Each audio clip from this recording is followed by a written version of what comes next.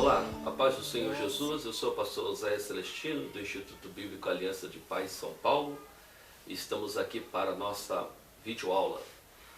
O tema a ser tratado hoje, que é tema do nosso 5º DVD de Panorâmica Bíblica, é sobre o tabernáculo.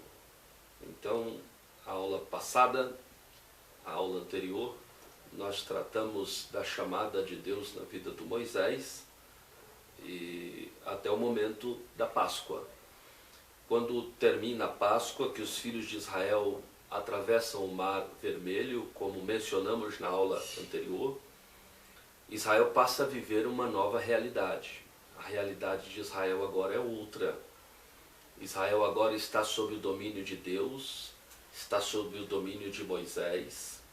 E o texto sagrado é bem claro ao dizer que Moisés estava, sim, imbuído de uma autoridade divina extraordinária. Então o povo lhe devia obediência e mesmo assim Israel tinha um problema muito sério, um câncer, eu diria, na história dos filhos de Israel, que era a murmuração. Moisés sofreu muito com a murmuração dos filhos de Israel. Sofreu por conta da forma que o povo tratava a sua chamada, a sua vocação, o seu ministério, da forma que o povo escancaradamente tentava insurgir contra a autoridade de Moisés, levantarem um capitão para retornarem à terra do Egito e assim sucessivamente. Então Moisés padeceu muito durante a sua caminhada por conta desse problema da murmuração que atingia em cheio os filhos de Israel. Entretanto, a Bíblia Sagrada também nos mostra uma parceria de Deus com o Moisés. Vejam os senhores que assim que o povo sai, tem o episódio do Mar Vermelho, a Bíblia diz que eles chegaram em Mara, e em Mara as águas eram amargas. O termo Mara em hebraico significa amarga. E em Mara as águas amargosas foi objeto então da primeira grande murmuração. Havia tido uma murmuração defronte do Mar Vermelho, mas agora era grande murmuração. Murmuração por conta da falta d'água. Era um item importante da sobrevivência dos filhos de Israel. Entretanto, os filhos de Israel que saíram, e a proposta de Moisés a Faraó lá atrás, era que a saída dos filhos de Israel era para levar o povo para adorar a Deus. Entretanto, esse povo não sabia quem era o Deus a quem eles estavam adorando. E ao invés de clamarem a esse Deus, ao invés de se prostrarem diante desse Deus, o povo opta pela parte mais fácil, que era a murmuração.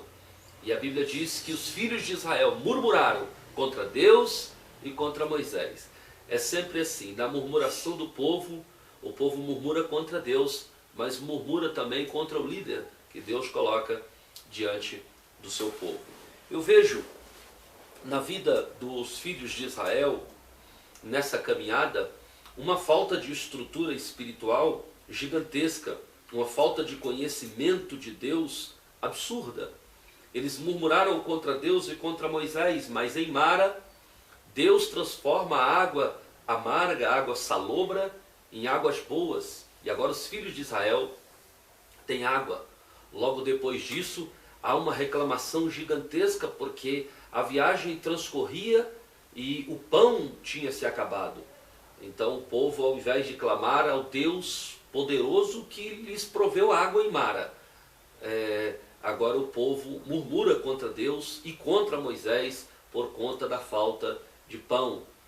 Deus, na sua infinita bondade e paciência, abençoou o povo oferecendo-lhes o maná, que era uma porção acostumada, uma porção diária, e que continha nessa porção todos os elementos básicos para a sobrevivência humana.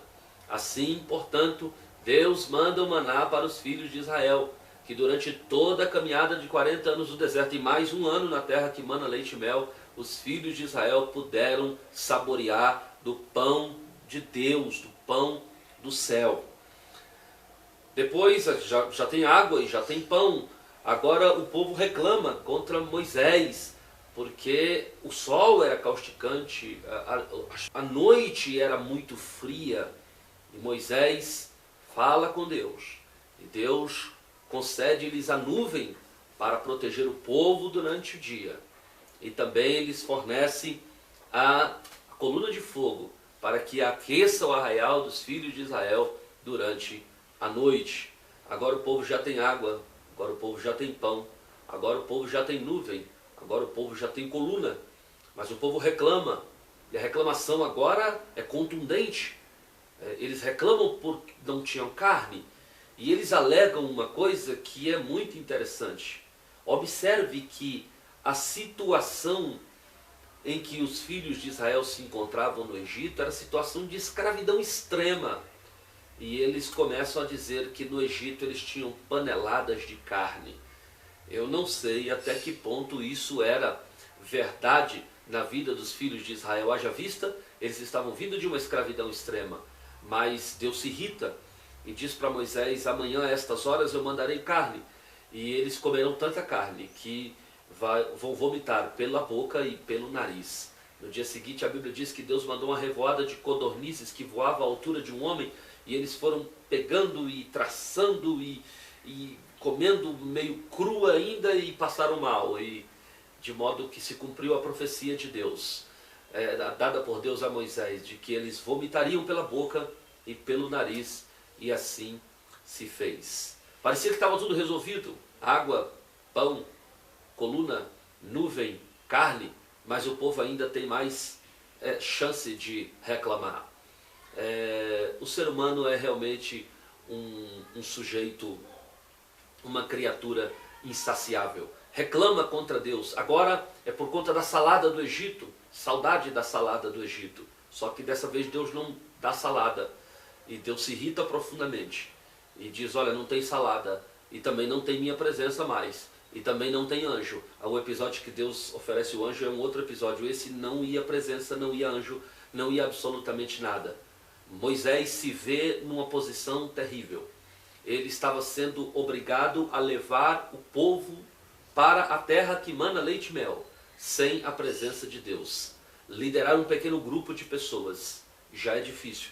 Imagine liderar uma congregação de quase 3 milhões de pessoas, sem a presença de Deus. E Moisés clama de maneira plena, de maneira contundente ao Senhor. E Deus, ouvindo o clamor de Moisés, faz a Moisés uma proposta.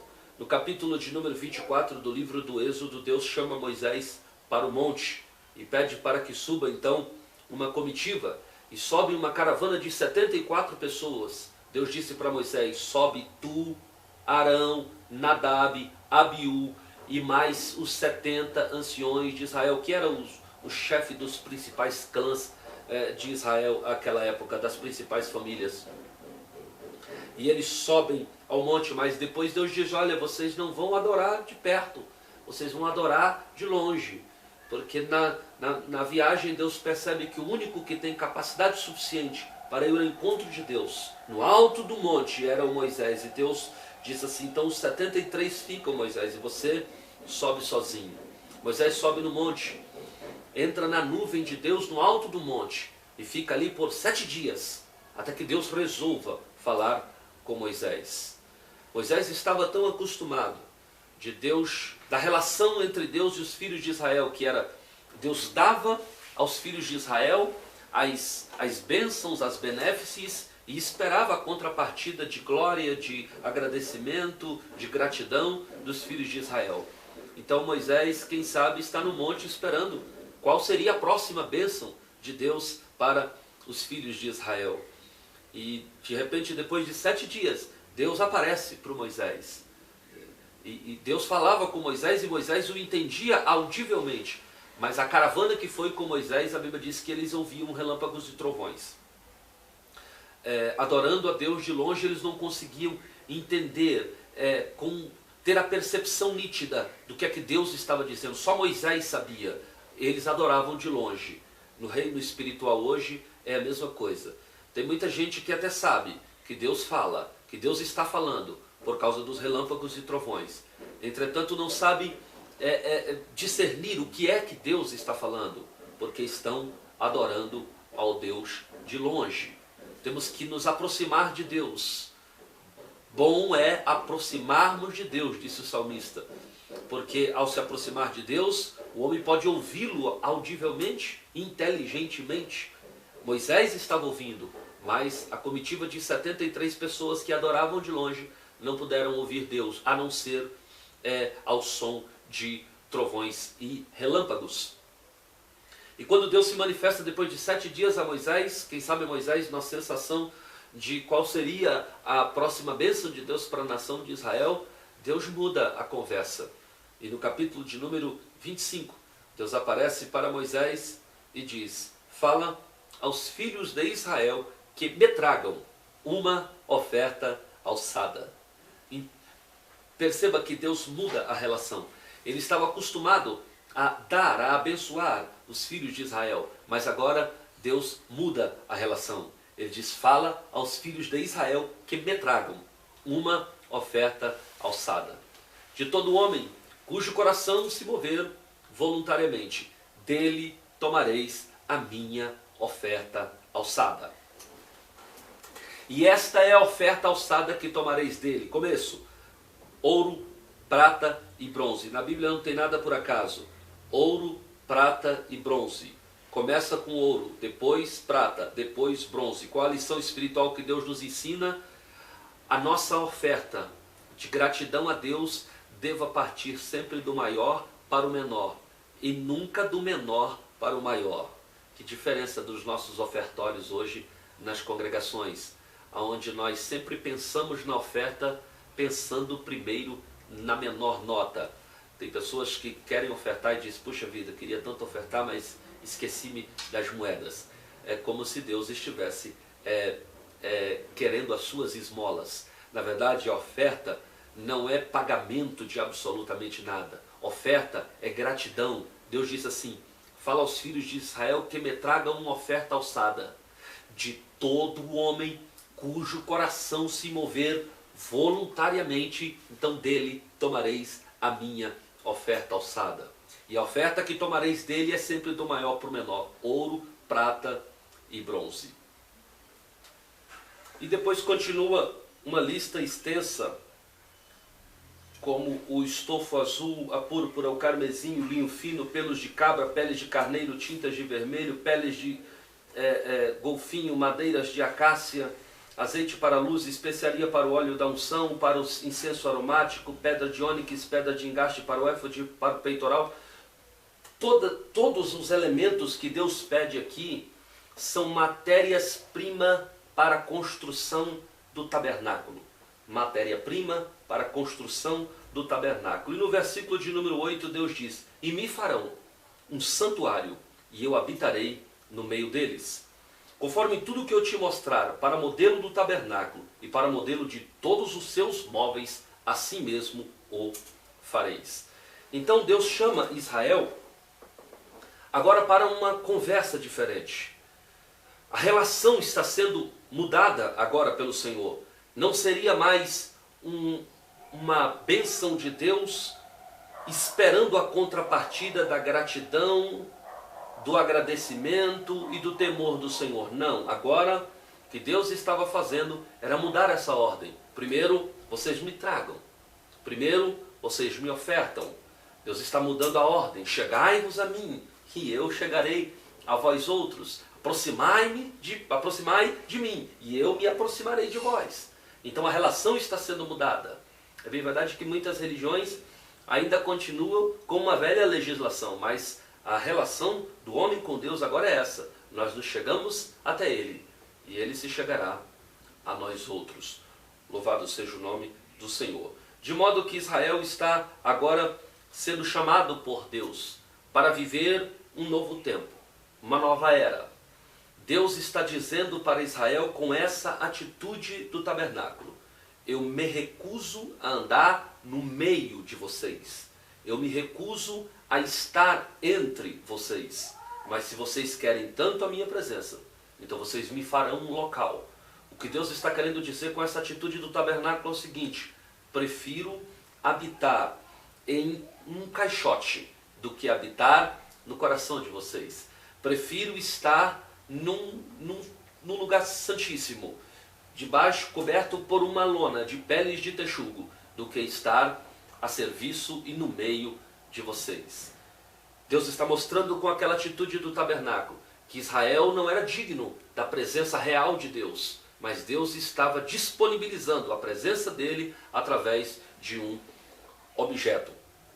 O que Deus está fazendo com Israel era criando um espaço entre Deus e a sua santidade e Israel e as suas murmurações. Aonde há murmuração, há um espaço, há um hiato entre a ação de Deus e a incredulidade humana.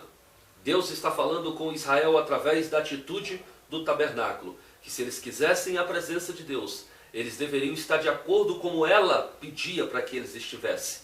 Deus não estaria no meio do povo aceitando tudo que o povo quisesse fazer, como estava sendo até então. Então Deus fala com Moisés, dá todas as ordenanças para Moisés. E Moisés agora desce do monte, trazendo a ordenança da lei de Deus e de como deveria ser aquilo, e de como que a lei de Deus deveria ser implantada e como o tabernáculo deveria ser construído. Eu gostaria, em rápidas palavras, de lhes dizer as divisórias do tabernáculo. Então o tabernáculo ele era dividido em 3 partes, que era o átrio ou pátio, era o santuário ou lugar santo e o lugar santíssimo ou santo dos santos, que era conhecido também por essas 2 nomenclaturas que acabei de citá-los. Então, no primeiro compartimento, assim que o sacerdote entrava, ficavam 2 móveis. O segundo compartimento, que era o lugar santo, ficavam 3 móveis. E no último compartimento, que era o lugar santíssimo, ficavam 2 móveis. Na verdade, um sobre o outro, que era a Arca da Aliança, e a sua tampa, que era o propiciatório. Mas vamos rapidamente entender, e nós vamos mostrar algumas figuras para vocês durante essa videoaula, para que você entenda. O primeiro utensílio, o primeiro móvel usado por Deus era a bacia de bronze, também conhecida em algumas traduções bíblicas como lavatório. Essa bacia de bronze ela era usada para a purificação. Então, ali que se purificavam os utensílios santos, ali que se purificavam as mãos para o sacrifício, ali que fazia toda a sorte de purificações. Então, hoje, a bacia de bronze também significa o nosso primeiro passo em direção ao Santo dos Santos. O primeiro passo, passar pela bacia de bronze.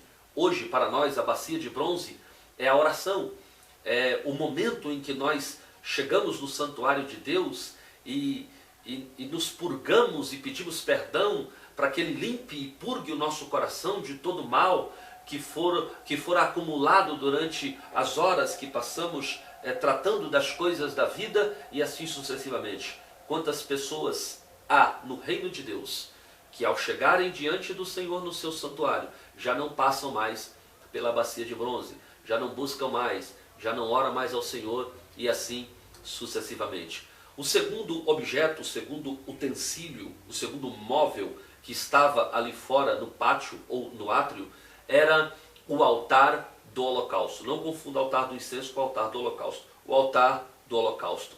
No altar do holocausto era onde obrigatoriamente o sacerdote depositava a sua oferta. Era impossível entrar para o santuário sem antes passar pelo altar do holocausto. Altar do holocausto significa lugar de sacrifício, lugar onde se deixa a oferta, lugar onde se deixa a oferta de gratidão, a oferta da expiação e assim sucessivamente. Quantas pessoas no reino de Deus que já não trazem mais a sua oferta no santuário de Deus.